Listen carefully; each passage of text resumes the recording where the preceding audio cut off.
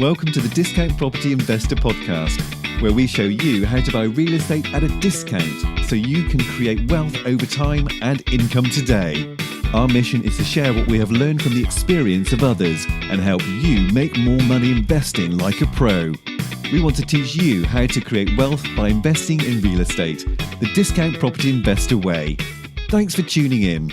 Guys, welcome back to the Discount Property Investor Podcast. Your host, Mike Slane, joined by David Dodge. Hey, Mike. Hey, buddy. How you Good doing? morning, man. I'm doing good. Good, man. Me too. Doing It's good.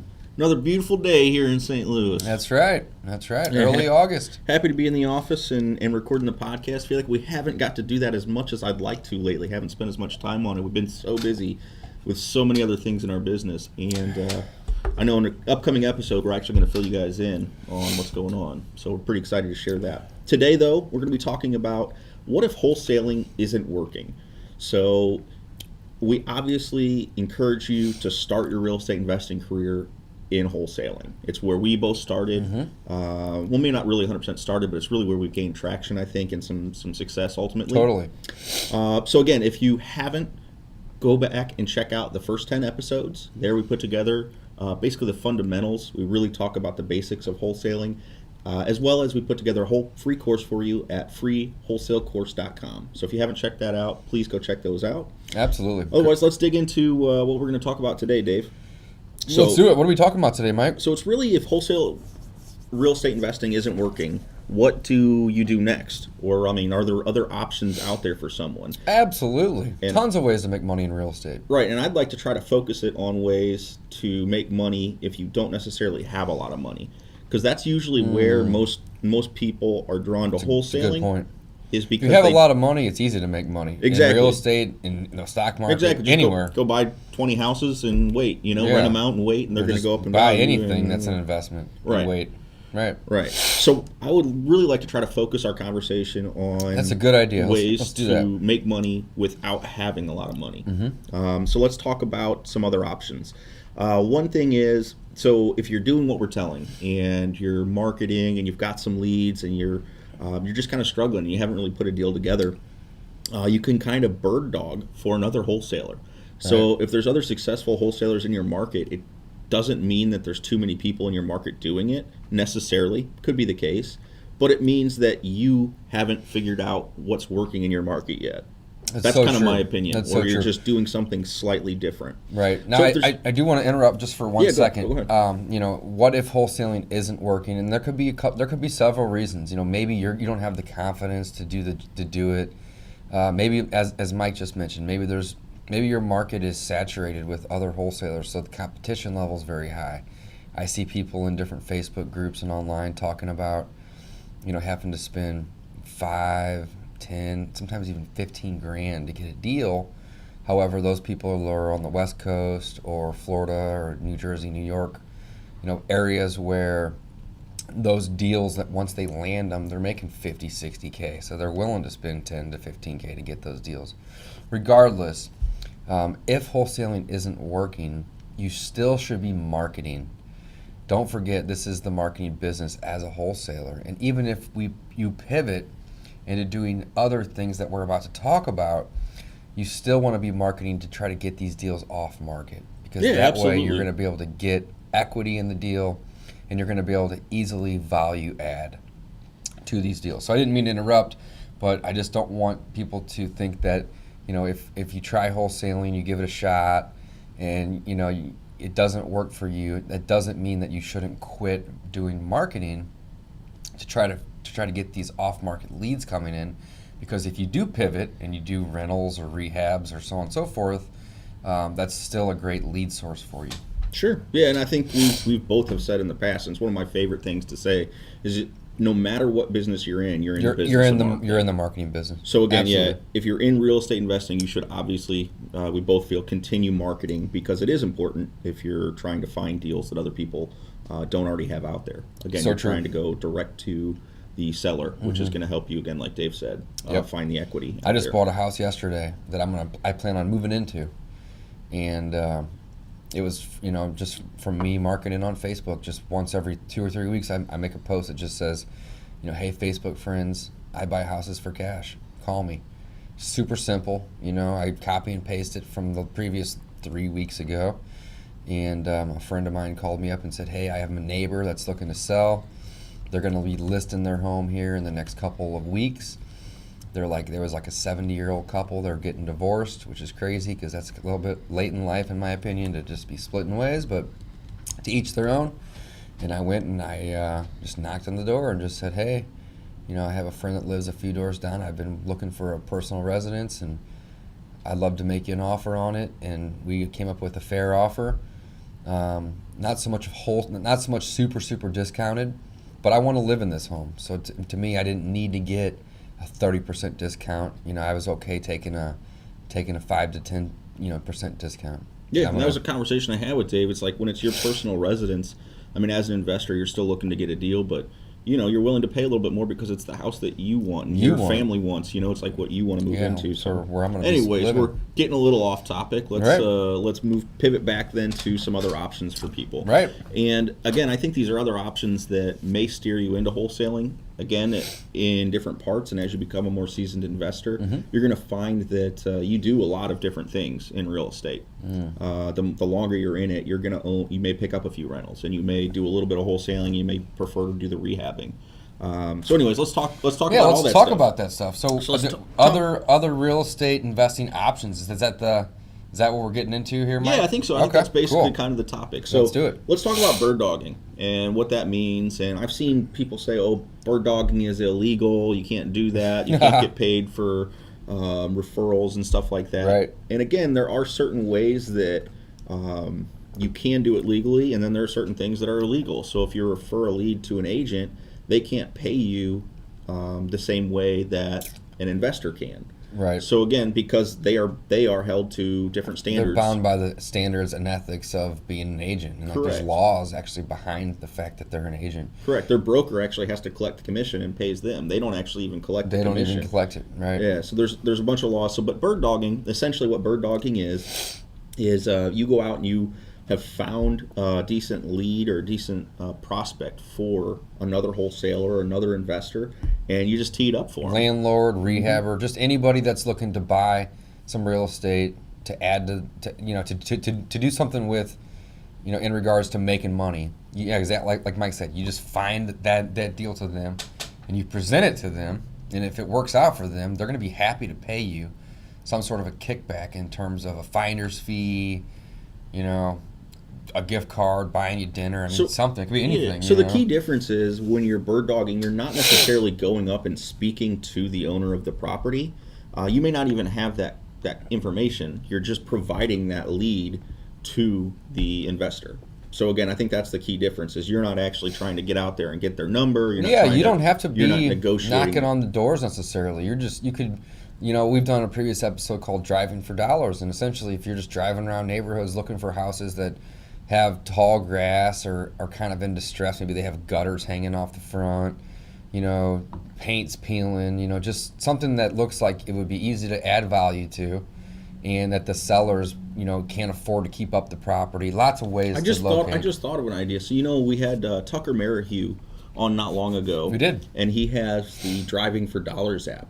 So think of a great way to bird dog using that app. You could partner with the wholesaler, say, hey, I'll go drive around and I'll take pictures of these for you. Right. And it's going to go ahead and plug into your mail system and get the letter out the door for you. All you've got to do is work the leads and then pay me on those leads if you close them. Mm-hmm. I mean, again, wow, you're just creating value for another wholesaler. I think that'd be something. We'd pay somebody to do that. We would, absolutely. Absolutely. If you're in St. Louis and you want to jump on board, we'd either pay you to do it, or really what I would recommend for all the viewers and listeners is, if you're going to have that app, for example, send the letters, put your name and number on there, and just talk with the seller. And then if you're not interested in working that lead, then just say, hey, I'm going to have my partner call you. But that way it's going to be a little bit easier for you to track. Because if you're just getting paid hourly to go out and drive and do this, that's one thing. But if you're going to be getting paid on like a deal-by-deal basis, you could make a lot more money. Absolutely. And the reason I say it that way is because our topic was if you're not really succeeding in wholesaling, what else can you do? Right. But Dave's mind is in the right spot because I'm the same way. I wouldn't want that. I would actually want to say, hey, can I partner with you? Can I get 10% or 20% or 30% of these deals? Because pay me what I'm worth, you know? Right. So again, it's versus just saying, hey, can I make $20 an hour driving around doing this? Yeah, that's great. They'll probably pay you to do it. We would. But at the same time, like that, it's finite. Yeah. And I honestly, I think I'd probably prefer to pay someone on a percentage basis anyways. Yeah. Because you're not guaranteed Well, it to get any incentivizes deals. them. Mhm. Yeah, you're not guaranteed to get any deals, but it incentivizes them, because once they do land a deal, and we just wrote a check for one of our junior buyers 2 weeks ago for $5,000 off of a deal that he brought us, and if you add up all the time he spent, he wouldn't have even made a fifth of that. Oh my gosh, not even close. Not even close. He spent. Yeah, I mean, I don't want to put words in his mouth, but it probably wasn't more than 5-6 hours on the deal. On the deal, right? Yeah, right. I mean, it's astronomical. So so bird dogging is one Bird dogging option. is a great option, and I think we kind of transitioned into co-wholesaling. So what Dave was we spoke about this quite a few times, but let's talk about it again. Co-wholesaling. What you were saying is, maybe you don't necessarily offer to do it. You offer to partner or to split with them. So that's kind of what co-wholesaling is. Essentially, is you're partnering with another wholesaler. One of you finds the lead. One of you usually finds the buyer, and you guys split the profits. So that's kind of what co-wholesaling is. Absolutely, co-wholesaling is great. I would say on any given week or month, a third of our deals are co-wholesale deals. Either somebody else brings us a property that they need help marketing, or another wholesaler will come to us and say, hey, I see you're marketing this particular property for sale. I have a buyer that's been looking in this zip code for this type of house for 2 months. If I bring in the buyer, will you split the deal with me? And of course we're going to say yes, because we're in the business of selling deals, and we don't really care how it gets sold. And if we have to pay somebody a percentage of our profits or even half of our profits to just help bring that buyer to the table to close and sign and fund, then why wouldn't we? We're happy to do it. Right. We're happy to do it because, absolutely. So co-wholesaling is a huge part of our business. But again, if wholesaling isn't working for you, it's an option to, open some more doors for you. Yeah. So co-wholesaling is a big part of our business. So if you're in St. Louis, we love wholesaling with other people. So again, if you see some of our deals online, we're happy to work with you. Yeah, find us a buyer, we'll pay you. Or if you have a deal, you've got something tied up, we have a whole product. We have a whole portal for that. Yeah, letscowholesale.com. And that's where people can go out and enter properties that they have under contract. Then they come to us, we vet the deal, and if it looks like something our buyers are interested in, we're going to send it out and get it sold for you. Absolutely. So again, it's and you guys, feel free to copy that model. Go check it out. Letscowholesale.com. Essentially, it's nothing more than a Podio web form. Yeah, that's just embedded into a URL that we purchased. I mean, I think we spent 30 minutes building it. We could totally build it out more. We actually talked about we need to build that out a little bit more, put some testimonials. And it's kind of crazy because I'm sure we have listeners in 30 different countries at this point, which is awesome. We're loved. I love that people are listening and learning, and hopefully we're teaching a lot about our business and just how you can make money in real estate investing. And we're getting people entering properties into that form from like Michigan, Alabama, and New Jersey and places, and we always just respond back, "Hey, thanks," but we're not wholesaling in those markets. Yeah, we can't again, and we will be, but again, we just don't have a buyer's list built up. It doesn't make sense for us to accept those at this time. But I'm always happy to reach out to those people via email or via phone and just say, hey, go into Google and type in "sell house fast," and the top 5 people that are paying AdWords, or have websites built that are ranked, those are going to be your top wholesalers in that market. So if you have a deal that you're looking to sell, contact those people in your market versus us, because again, we don't have that buyer's list. But again, you can do it in your own market. So if you're a wholesaler, a new wholesaler, or even looking to become a wholesaler, do a simple form like that. You can use Google Forms. There's tons of products out there. Well, and there's another. I mean, you could literally build your whole business on co-wholesaling and not even really be the wholesaler or I mean, literally, you could just build a site to bring people together and be co-wholesaling, getting a profit from both sides of it. Absolutely. So again, there's tons of ways to make money, even if you can't do the best in front of the sellers. You're not succeeding there, or you're not finding the buyers, or whatever it is, wherever your hang up is. There's plenty of ways to make money. Mike, let's talk about rental going. properties, man. Yeah, my favorite part of real estate. I love to wholesale. Obviously, that's the bread and butter for me in this business. I got to get my words straight this morning. But rental properties are my favorite part of real estate investing because you make money while you sleep. And it's essentially mailbox money. Yeah, no, I love it. You and me both, man. We both read the Rich Dad Poor Dad, and I think that's a part of our story is just that we like that idea of passive income and not having to work every day, but still have money coming in. It's awesome. Like, I don't care about my net worth as much as I care about money coming in, so I can cash spend. flow is king. So I can spend it. Right. You know, I mean, so rentals. Right. The easiest way. Oh, what is the easiest way to get started doing rentals? I don't even know. Well, I'm the way that I've always done it, or I shouldn't say always, but most recently, is market like a wholesaler. Send out letters to motivated sellers, and if you come across a property that has a decent amount of equity, and it depends on your ability to get bank financing if you have some cash. And how much work you're kind of interested in doing. Those are three things. I'm going to interrupt. And that's why I said I don't know where to recommend to start. Because let's say you're somebody without any money and you can't get financed. You can still get into rentals, though. Well, here's subject to, lease option. There you go. Owner carryback, seller financing. Right. So let's talk about those real quick then. Sure. And I've got another one I'll interject too. Yeah. So we put together that Savvy Leverage course with Dan We Gibson, and that's available as well. So using private money, essentially. Yep. So if you can't get bank loans, there are other ways. So let's talk about a couple of those. Yeah. To get into rentals without having So there's probably 10 or 15 different ways, but the 3 or 4 major ones that I'm aware of will be buying a property subject to the existing financing, sub 2. And essentially what that means is you go talk to Mr. or Mrs. Seller. They can't afford to live in the home anymore. Maybe they owe what the home is worth, okay? Or, there could have been several reasons, but they can't afford to live there anymore. And you go in, you say, listen, I'll take over your payments. So essentially, we're going to go to a title company. We're going to close on this property. Title's going to transfer from my name, or from your name, into my name or my LLC. However, the mortgage is going to stay in your name. So essentially, you take over control of the property, but the mortgage remains in their name, and you just take over the payments, and you can get a renter in there, and 9 times out of 10, you're going to be able to collect more rent than the mortgage is, and you are going to also get the advantages of owning real estate as far as like being able to depreciate that real estate on your taxes. You're not going to have the interest expense because you're going to be paying somebody else's mortgage. But essentially, you're going to be able to control the property and rent it out and collect cash flow. And so we actually talked to, was Jeff Kaufman. We did a great episode. So episode 19, if you want to learn more about subject 2, he's a wealth of knowledge and he shares all that with us on that Jeff's episode. Jeff's the man. that is a great way to get started. So the next one we talked about is the next one will be lease option. So essentially, you go to a seller. It could be a motivated seller. It could be it could be a person that's just looking to lease out a property, and you say, listen, I want to buy this property. However, would you be open to me leasing it for a year, 2 or 5 before I buy it? And you essentially just kind of arbitrage that. So you sign a lease with them with the option to buy, and then you turn around and then you sign a lease with somebody else, and maybe even you give them the option to buy, but you just mark it up.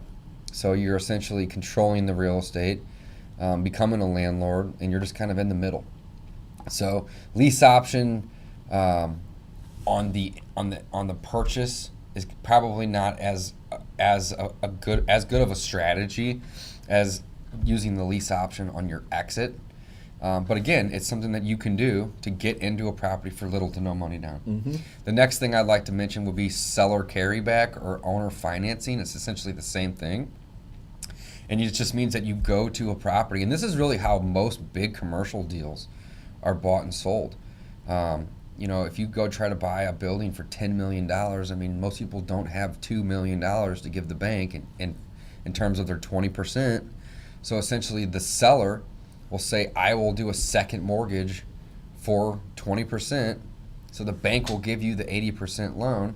Well, that same principle, that same philosophy can be used on a single family home for $50 to $100K or any price point. But you just go to them and you say, hey, I'd love to buy this house, but I can't get a loan for a bank, or I don't have a ton of money. Will you essentially be the bank? And, will you finance this home to me over 5 or 10 or 15 years? And they may say yes, they may say no. And if they say no, well, then just get creative with them. We'll say, well, what can you do? If I put a little bit of money down, can we work out some terms on it? And essentially, all you got to do is ask. What's the worst thing that can happen? They tell you no? Mm-hmm. If you don't ask, you're not even going to know. Pretty ever. much, yeah. Right. So I usually always ask, is there any creative thing that we can do to help me get into this property for little to no money down, even though I'm a cash buyer at this point and I can buy it cash? So seller carryback owner financing is a great strategy. I've done a couple of those deals, and they're awesome because essentially you don't have to go to the bank. The seller becomes the bank. So you pay them a little bit of an interest rate. You say, listen, if you'll finance this home to me over 10 years, I'll give you a 4 or a 5% interest on this loan. So, and I'm going to pay you what you're asking. So you're maybe not getting a steal on that home. You're not getting a ton of equity capture day one, but you just acquired an asset that you can then rent out that hopefully brings in more rent than what you're paying out. So you're cash flowing. That is a hugely powerful thing you just said. So you are acquiring an asset that you would not have been able to acquire if you didn't ask. Again, it's awesome. So again, it's a great way to do it. So another option then, so rentals are a great option. Obviously, we are passionate about building our rental portfolio. Passionate about making money while as a company. We love rentals. I love sleep. So then the next one, rehabs. And this one, I think we're both we're getting our feet wet. We talked about some of our wholesaling. Right. And we're still having some ups and downs in that department. Some of the lighter rehabs. We're learning. But we've got a lot of experience on our team, which is helpful. We're not making that the big major mistakes that you'd want to avoid, rather. Right. So rehabs. Let's talk a little bit about that and how you will get started with no money. And this one is where I really think that Savvy Leverage course would help out the most in using private money. Yeah, or Tim Gribben's course too. Right. The rehab course that we have together as well. Yeah, too. So to actually get into the rehabbing, you got to have some knowledge or experience. And taking that course with Tim, we'll have him on an upcoming episode. We need to. Yeah, Tim's a great guy. You're going to love Tim. So we'll have him coming up, teach you how to do the rehabs themselves.